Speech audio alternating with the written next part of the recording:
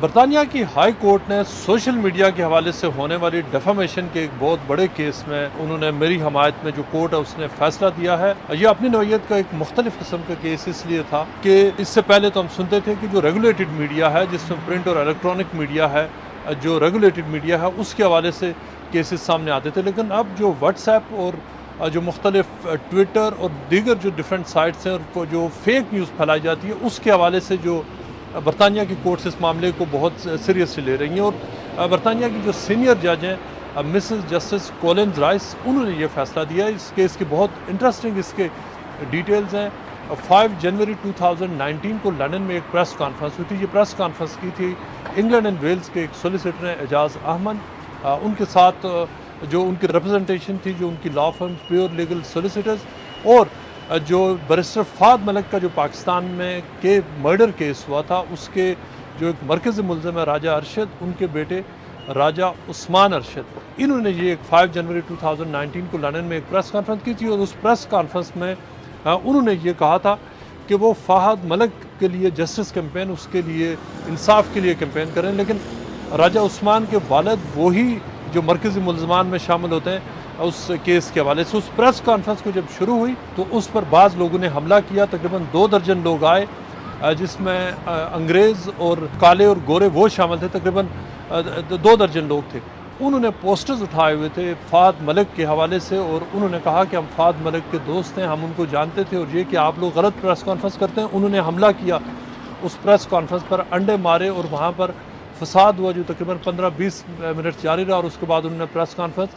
وہاں سے ختم کروا دی۔ اس پریس کانفرنس کے بعد جو اعجاز احمد ہیں، اور انہوں نے واٹس ایپ کے اوپر ایک پریس ریلیز جاری کی، جس پریس ریلیز میں انہوں نے میرے اوپر اور میرے بھائی جو ایک ٹی وی کے لیے کام کرتے ہیں، مشتبہ علی شاہ جن کا نام ہے، جو ہم ٹی وی کے رپورٹر ہیں، الزام لگایا کہ وہ جو اٹیک ہوا تھا وہ ہم نے کروایا، وہ جو وائلنٹ ڈس آرڈر تھا اس کے پیچھے ہم تھے، اور یہ کہ اس پوری پریس کانفرنس کو ہم نے رکوایا، اور ان کا الیگیشن یہ تھا کہ جو فہد ملک کے بھائی ہیں جواد سراب ملک، کہ ان کے کہنے پر میں نے یہ سارا کچھ کروایا، ہم نے یہ وہ سارا جو ڈس آرڈر تھا وہ آرگنائز کروایا۔ اس کے ساتھ ساتھ انہوں نے پھر بعض فیک نیوز کریٹ کی، جس میں انہوں نے فوٹو شاپ کا استعمال کیا، مختلف ایپس کا استعمال کیا، اور اس فیک نیوز کو مختلف واٹس ایپ گروپس کے ذریعے انہوں نے مختلف واٹس ایپ گروپس میں بھی اس کو ڈالا، انڈیویجولز کو بھی بھیجا، اور لوگوں کو انہوں نے مختلف جو ٹیکسٹ میسیجز کے ذریعے، واٹس ایپ کے ذریعے اور فیس بک اور یوٹیوب کے ذریعے اس میسیج کو آگے پھیلایا۔ اس میں سب سے جو اہم بات یہ تھی کہ اس میں بعض ایسے الیگیشنز لگائے گئے تھے جو فیک نیوز تھے، جو غلط تھے، اور ایسی چیزوں کے بارے میں لکھا گیا تھا جو نہ صرف یہ کہ وہ غلط تھی، فیک نیوز تھی، بلکہ بہت ڈینجرس بھی تھی،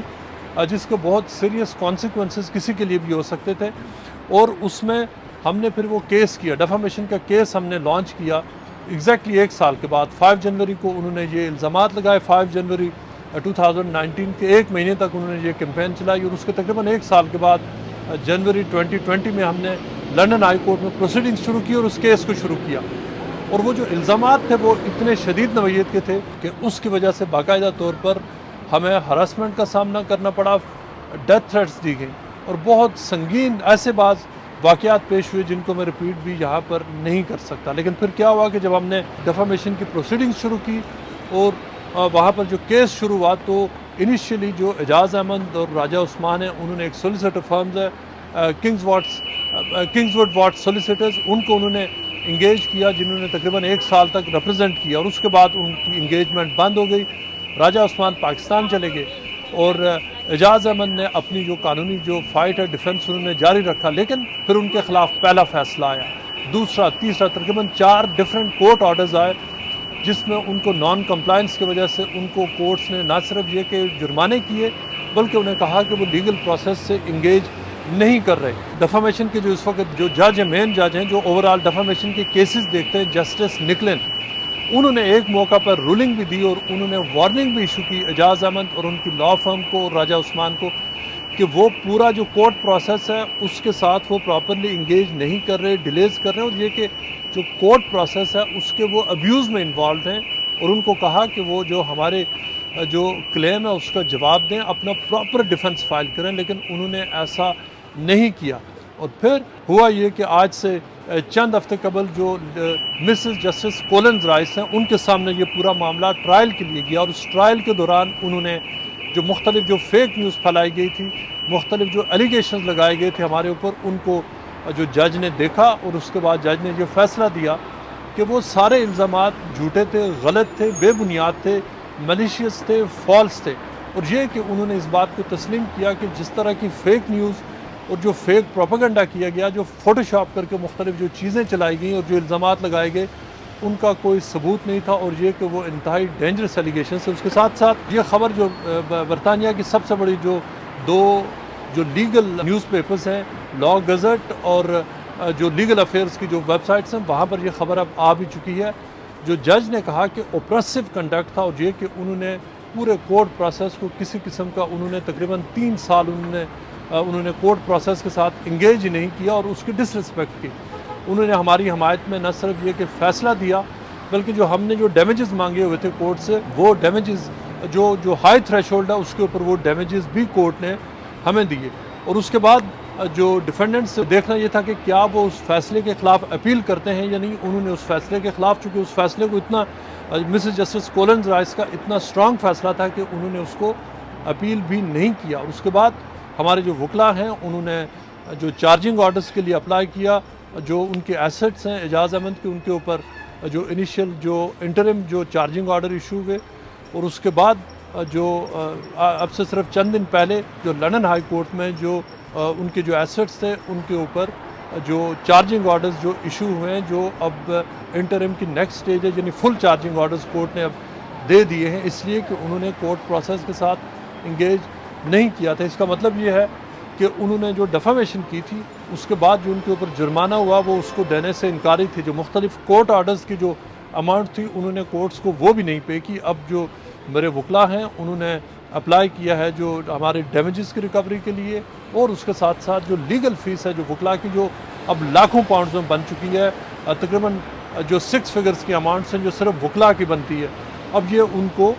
جو اس حوالے سے جو کورٹ کے آرڈرز کے تھرو اب یہ سارا کچھ ان کو پے کرنا پڑے گا۔ اس کا مقصد اس ویڈیو کا صرف اور صرف اور کوئی بات نہیں، کوئی گلوریفیکیشن نہیں ہے، بلکہ یہ ہے کہ کس طرح سے سوشل میڈیا سائٹس کو یوز کرتے ہوئے لوگوں کے خلاف ان کی فیک نیوز پھیلائی جاتی ہے، ان کو ٹارگٹ کیا جاتا ہے، ان پر حملے کیے جاتے ہیں، صرف جو اپنے پیٹی آبجیکٹیوز ہیں ان کے حصول کے لیے۔ لیکن